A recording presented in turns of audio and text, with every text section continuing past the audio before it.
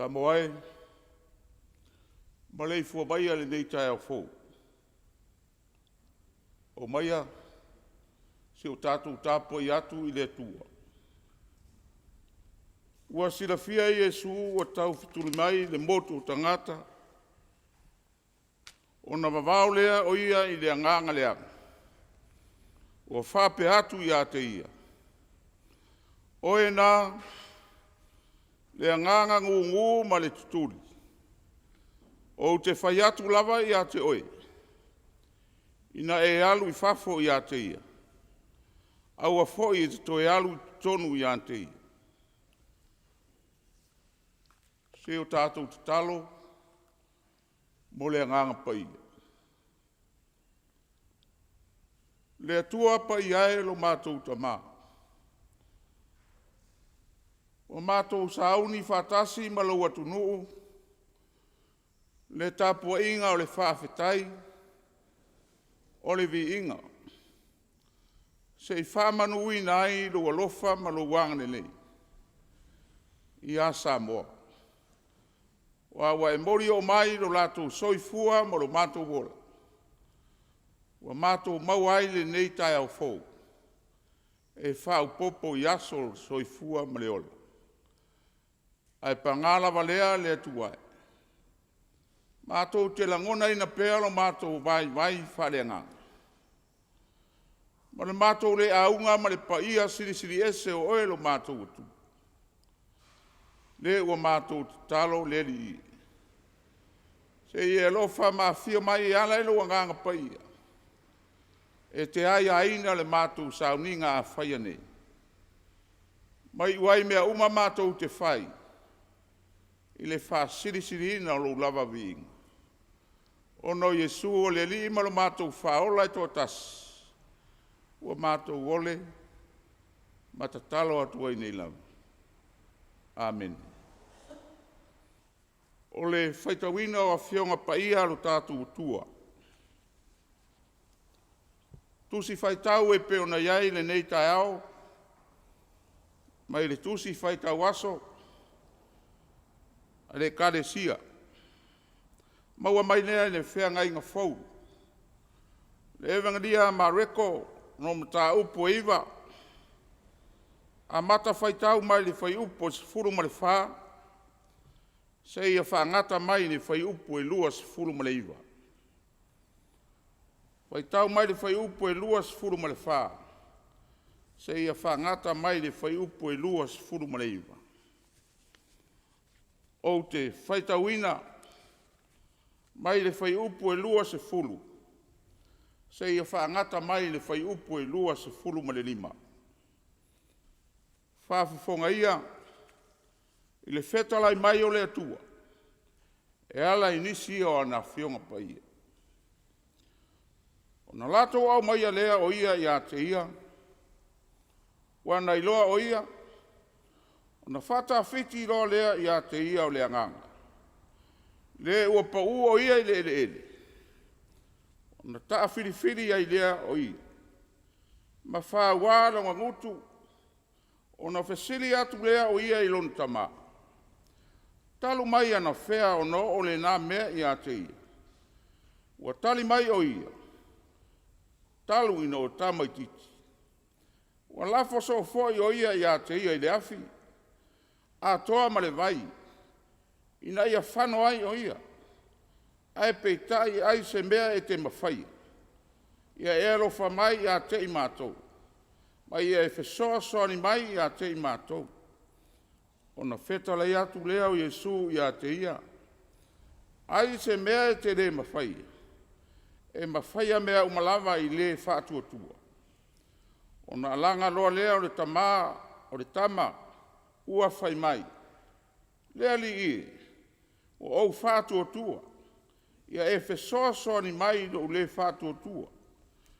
Ua silafia Iesu o tau wheturi mai, le moto o tangata, o na vavao lea, o ia i le anganga leanga. Ua whape atu ia te ia. O e nā, le anganga ngu marituturi, o te whai atu lava ia te oe, ina e alu i whafo ia te ia, aua foi e te toe alu i tonu ia te ia. Ia whānuia te le mai le tua, le tātou whaitau ma whārangolongo, nisi o ana whionga paia, ma ia tu maupe ia te ia lona viinga, nei e whaavavau, lau. O le launga le suafa ma malu o le atua le tamā, le atua le alo, ma le atua le anganga paia. Amene.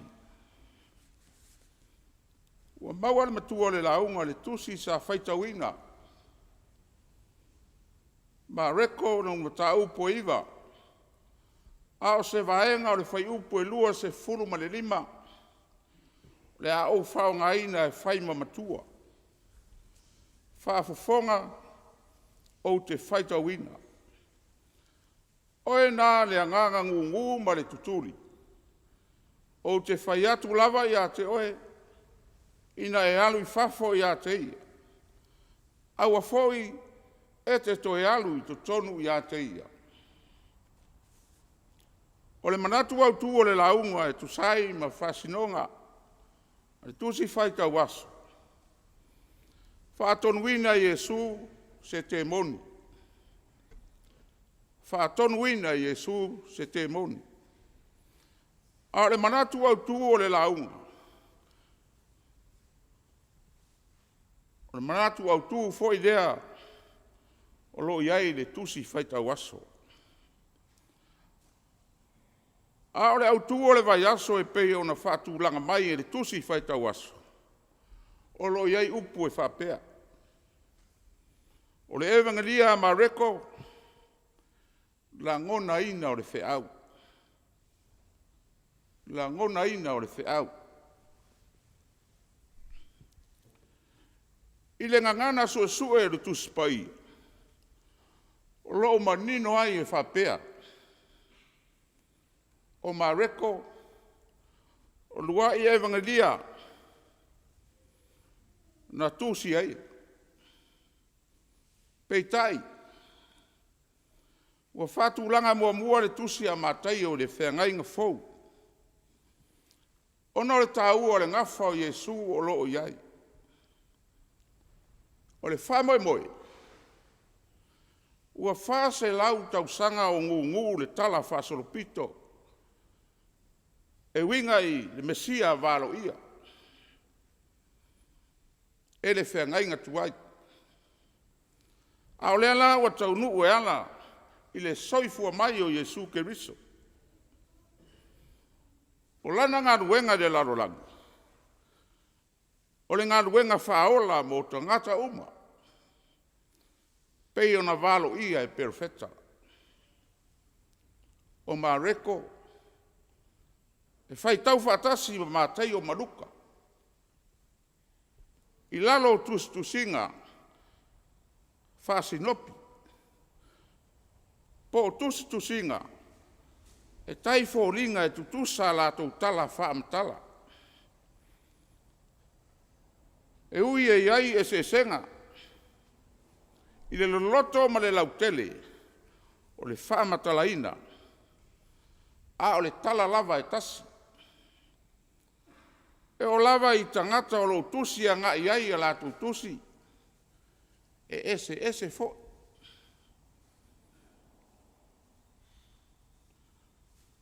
Ole, ese ngā idea o lātou whātaua i wheau, whaleanganga o awhiwhi mai nei tusinga whaasinopi.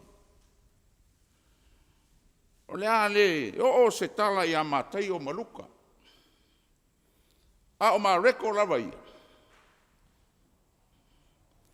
E lua ni wheau tāua o loo whaamamafa i rana tusi le nei. ina ia langona ai e tangata whātuatua uma. Mua. O le o langa whaaso. O le avea maso o ke riso i le mawhau o mareko. Maana tusinga. O le ngā ruenga e mo mi ai le tangata e moni. Ma whama oni. E le ai se fe foi ai. E tau wiwi pēa ma whinau. Se ia maua le manu malo. Ma le whae aina. O le tāua o le o langa whaaso. Le tusi nei a mareko. Lo ia wha matala ai le ngā ruenga whaaso. O ke riso. Na whaia e simona le kurene. Lea na i amo ai le sa tauro. O Yesu. O lo tāua foi e mareko ngā ruenga whaaso. Na whaia i Josefa le Arimathea. Lea na ia whanoi ai le tino Yesu. Se i teu ma whamanongi. A o lei tuina le tunga maua uma o na foa le papa. Le o langa whaaso o le nā. Lea e whataua e mareko. Le alo mamau. Ai pipi pēa i le ari. Tu sa lava po a whainga tā mati ngā. E whetaiai i le ala. O le wheaulo na lua. O lo tā ua e mareko. Ina ia langona e tangata. O le whamautuina lea o le tua o Yesu ke riso. E ui lava ilo na soifua mai, malana ngā ruenga le larolangi ni nei. Peita. O le mea tā ua, ia iloa le larolangi. O Yesu, o ia lava o le atua li utino tangata. O le mea foi lea e whaia Yesu i lana ngā ruenga. O mea lava ia e mai le atua. O le malosi. O le pure au. E wha malo lo ai mai. Ma tuturi ai te moni. O le pule lava le nā mai le atua. Peitai. A toi foi i tua le whaitau ma le amatanga le tusi nei Amerika. O le fesiri tele lea o lo tau tuu fesiri ai pea. Le au fore saio ma le au tusi upu. Ma tai o le lotu i utaia. O fea e au mai ai e Yesu le nei maros. Na te whai ai wa venga. Ma tu tuli ai te moni. O fea e au mai. A o ai foi le nei tangata. O le fesili wa tangi ai lo latu te ena. O le tua a Yesu. Ina mawhau ngā whare tangata. O Yesu o le atari o le kamuta. Ma e toa tasi foi le e mawhaia o na turia te moni. Wha maa ngalo anga sala. Ma wha maa rolo i ma. Wa na o le atua soifua. Au se isi lava tangata e pei o Yesu. E le ai. Talo fai. Talo fai wa vere ta ofi mamau. E uputu matu la fono. Ana mua. Wa leilo ai le siri ese ma le matautia. O ngā luenga le li faola. Pei ona faola ina ai le toa tele o tangata. E le whapea o le au ngātu la fono. Ma uputu. Ai o le whawhitau. Wa vere tu la fono mala e sa ili ai le manuia o isi. Ai wa vea foi ma venga ma mafa inisi. Fai mai le autuo le nei aso.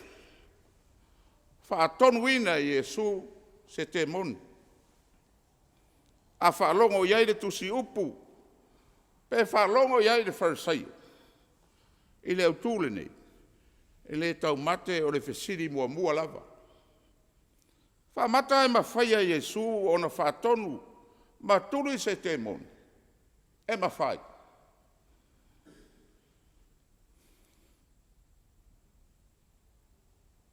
Wow, Yesu, o le atua, o ia o le atua li utino tangata. A whai e tali le whaisai o le fesili, tasi ale tali e le fariseo e le ai. A tali e tangata whātuatua. I oe e mawhai. O le atua pule au au. Lea ua whaalia e ala i ngā ruenga ma mana ma whamarolonga Iesu Keriso. E leo se taimi mua lea ua whaatonu ai e Iesu se te moni. E tusa o le tala mareko. O lo whamawina le mareko e lima. Le whaatonunga ngā whaia le leke ono. Nau si tai e te moni mo ese ai. Mai le tangata sa lato whaapolonga ina. E ia se esenga o lo tala nei e lua. O le atali sa auru tinoina e leke ono. Ua tu lafo ina e lona ainga. O le leke ono lava na tala noa mai Yesu. A o le tala i le atali ngu lea. E le i mawhai o na tu lafo ina e lona ainga. Ma nino ne leile tala mareko. O le tamaro tau le lea e mawhatia. O lo tala noa mai Yesu. Le isi foi lea o aonga. O le aua le tu lafo ina tangata mawhatia. O wa foi nei fiu e finau. E sa ili fufou. Tu sa lava po te moni. Finau pea. E whaafufonga ina lava lau saidinga. Whauta foi le Samoa le neitama. E le vai le finau. Mo te saidinga o se fufo molo natari. Fai maisi ana tala whamamai a Yesu. Talua na whanau mai. O telefoi ngā nuenga e whaia e le malolo. Le foi na whaiatu i oso. Wha malolo. La tau te lei ma whaia. Masi ana toi upu. Ai se mea e te mawhai. Ia e alofa mai ia e mātou. Ai se mea e te mawhaia. Ia e alofa mai ia e mātou. Tali le li whaola. E mawhaia mea umalava. I le whātuatua. E le lilo le li le mawhatia o le neita mā. A o lea ua manino le mātole vai. O le whapongai lea o le manuia o nei saidinga uma. E le ai se whātuatua. A whai foi o iai o lona winga. E le o lava le whātuatua e mawai le whamarolonga atotoa. Tā ua i langona o le tali. Atu o Yesu le whawhita auri o le uso. Ma whaia mea umalava le whātuatua. Wa watu tasi le whaiva o piri i le tua. E ma whaia i mea uma. Ao le foi ua whata ua Yesu le ngā nuenga a le tangata surfa. O lona whātuatua. E masani foi ona awa o mai Yesu le whātuatua whātasi. Ma le mai, ma le au tau si mai. E tutupu ai wa venga. Pe tai o le whawhita auri le tupui. O matuale ai lava se ava no le li le tau le lea. O manu maloina le te moni.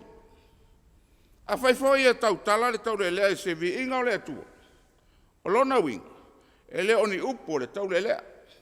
A o upo le te moni. O le ala lea ua whata uai e Yesu le whatuatua o le au tau si mai. Lea la o tautino le solo le tamaroa. Lea li i o au whātuatua. Ia e whesoa ni mai no le whātuatua. Ana le langona le tamalo na whātau waa. E le maua se whamarolonga ma siona atali i mawhitia. Whauta fo le tala mariko. Ana le tautino lo lato whātuatua. E le tupu se whamarolonga. Whetalai Yesu. O e nā le anganga ngungu ma le tuturu. O te whai atu lava ia te oe. Ina e alu ia i whafo ia te ia. Aua fo e te toe alu te tonu ia te ia. O nā langa lea o le anganga. Ma whata awhiti tele ia te ia. O nā alu ne i whafo. O le whato tua whatasi o le tamā ma le ainga i ngā ruenga le li whaola. Lea wa usita i ai te moni i manu ese. E le whainga tā i le li o na whatonu se te moni. E alu ese. Peita. O le whata ua lea ma reko. ma le fe'au ina ia tātou langona ina, e tā ua le whātuatua i ngā luenga mamana nei e le li. Wa, lea ea se ngāo ni ngā luenga mamana, e tātou te māsalo salo, ma le whātuatua. I oe Samoae, ma lau whaafufonga mai moa mai. E tu tupu wāwenga i lo tā tau whātuatua i le tua. E le whainga tai le li o na whātonu maturi ese se te moni, e au noa mo so tātou whātuatua. Peitai, o le atoanga lea o le ngā luenga whaola. Whetalai e su, e mawhaia mea lava i le whātuatua. Pau au lea tātou ngā luenga, o le whalangolango i mea ua whaamoimoia, ma le mauti noa o mea e le o vaia. A whai o nofu whale langona ia o le mauti noa i o tātou loto, o le whesiri, o ai se whaasanga tau mai mo tātou, e le ai. Po le alava le malosi mo whaafita, le malosi o le ata mai ma le iloa o te monu, e to i lalo uma, wa au le atua mai tātou. O se whaamanatu lea Samoae, i ala i wheau ma ngā ruenga le nei aso, e meise so i fuatari tonu i le tu, e lei se mea e whaingatā i le whātuatua. Le nei vai tau, ua tele suinga i a Samoa, o suinga i le nei, pe tai o mai whātasi lava ma whainga ale te apolo. Whainga whāte moni, o sai tia ma polonga aine toa tele, ale tua lalo ale tala le lei, o se o maa whatia, ma ua fia maua se malolo, whātuatua i le atua. Le ma whai, ino whātonuina, ma whasa o loto i tātou mai te moni maana whainga. Tele ia o whainga whāte moni waria i mai tono ainga, nuu ma le malo, e o lava foi e kare sia ia. Ua le masino se ala. Ai, a o le sauro tonga moni lea ma le whaamarolonga, mo ia whainga whāte moni. O le mana, ma le matautia o le li, e ma whai o na tuli e sea. Na ia manu malo i mea uma, wa ia whātuatua ma wharangolango i lona tamā o le langi. O le afoi le manu malo mo i tātou Samoae, pe a whai anofo tu maulangona nei o le whātuatua, whaamaoni o tātou loto. O whātonu e Jesu se te moni, ma ua usitai ai le te moni. A whai ua usitai le te moni a Jesu. Ai se a la e whaingata ai, o na usitai tātou o tangata whātuatua. Ia manuia, ono Jesu. Amen. Le a tātou pese atu i le tua, pese se fulu ma le nua.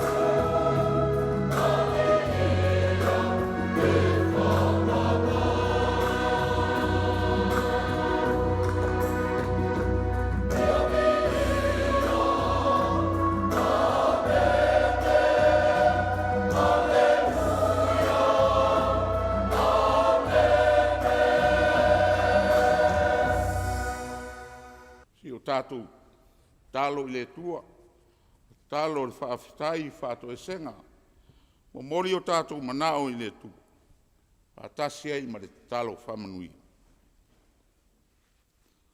Tātou ifo ma te talo i le tua. Le tua tonu tasi pai ae lo mātou tamā. Le alo ma le anganga paia. O atu lava Samoa lo watunu. O whai ai mātou masui. E alanga ina le whaafetai o le viinga o le whamanu ma le whanetanga. E whaapale ina ai lo mamalu ma lo siri ese. Ona o mea siri ma mea tele, mea le lei wa e whaia mo i mātou lau whanau. Wa e mori o mai le soifua o Samoa, mai mātou le nei tai au fau. Mai le pongi sā ma ona whaingatā. Vi inga e foi a te oero mātou o tua. Whawhetai wa manuia Samoa o au. Mai lava i ona taitai, whare malo. O taitai whare e kāresia. O le lautele o tangata anu ulo mātou tua. Whawhetai tele. E ui foi na mātou i roa ma mauti noa. O iei nisi o whātau toria i mai te tono ainga. Maise o maota ngase. A o nisi foi o ainga manu o iei lo wala au paia. I le nei asu. Whawhetai lo mātou tua. Mātou ioe matari tonu e le mawhai lava o ne tū lafo i mai i mātou. Lo e tausia pēa i mātou le paolo o lava au anganelei. Whaafetai no mātou atua, ia wa fionga pa ia e pe o na mātou whaalongo ai. A o ao mai pēa mo i mātou, a wā le mātou tau alo whaia nei, ma sātani mana au. E mai se foi, o te moni e pe o na whaamanatu mai e o fionga pa ia. Lo taitai tama pēa wa fionga pa ia na mātou iloa ma mauti noa. O e lava o le atua soifua e soifua pēa e whaavavau. O mātou whaafetai o mātou tamā. Whaiva me tiu te wa e tutofi ai, so se tangata, i ngā ruenga ese. O le ngata le malo, kampani, e mai se foi i la tou, o whengai ma le tausinga, o le soifua malolo ina o lo watunu. Whaafetai ai lo wanganga pa ia. Le nganga lo taitolo ina lo mātou vai mo lo mātou whātau wā. I taimi mātou te wha vai ai. O le whawhetai sili, o no Jesu Keriso le li mo lo mātou whaola. O le na lawe ina i mātou, mai anga sala, ma pua ngā. E alai lona maliu, ma launa toe tū malu ma le te oti ma le tū ngā mau. O whape nao na mātou sauwhanga ai le on lai whawavau. Pe atu mauro mātou taritonu whātua tua i a te ia. Tu mawatu i a te oelo lava vi inga. Nei māso uma e whaavavau lava. Le atu aelo mātou tamā. O e lava se me lilo leo si le whanga pa ia. O mātou tautino lava. O se atu nuu anga sala. O se atu nuu se. O tele lava mea mātou te whai. Wa e le fia sida i o mātou inga. Le li ie, wa mātou wala au. Pei foi o na mātou whaalongo iai. O whape nā o na manu malola o fio. A wale whenga iai, ma sātani. Pei o na whaamanatu mai o fionga pa ia. O mātou ta talo lava. O whape nā o na mātou atu ma le loto maulalo. O mātou whape atu le li ie. Se ia lofa, mai whamangalo ia Samoa. Mai lava iona taitai, se ia o lava iona i. Ia avea ia le toto tā ua Jesu, na whamalingi mai le sātau, na ia mamā ngalo ai, lau whanau. Le atua oe o manuia, se ia e whamanuia ia Samoa wao. Mai lava i maunga te tele, se ia o lava i maunga iti, ia au whamanuianga. Alo fangia le nei aso, le salala wai o Samoa i wheau ma ngā nuenga, o whanau i awa onga, o le whewa ai, i ala ese o le awia o lo watunu, ia tapu au pea e lo lava angane lei lo mātou tamā. Au mai pea ua fionga pa ia mo i mātou e peo na mātou whalongo ai. E nā tupu te le ai lo mātou talikonu ma le ola whātua tua. Ia te oe lo mātou tamā. Alofa ngia i nā tō maua i mai ma puapua ngāo ni tino. I ai lo wangane lei lo mātou tamā. Alofa ngia fo inisio a whei lau walau pa ia lo mātou tua. Wha mā whana lo wanganga ia i nā tō. Maua i nā tō le loto tele. A ia whape nā o na suruia i le mana malama o lau fia.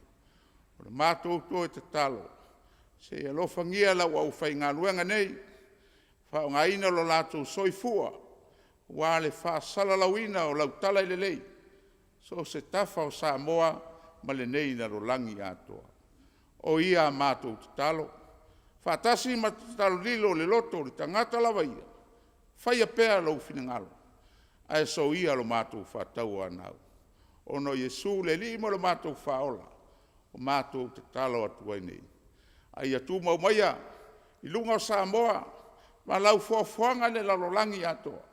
Le manuia ma le file mua o ele tua lo mātou tamā. Le lofa sinsidesa o Yesu Keriso le li mo lo mātou whaola. Le mafutanga le motusia ma lo lava nganga pai. Nei maso uma e whaavavau. Whaavavau lau. Amen.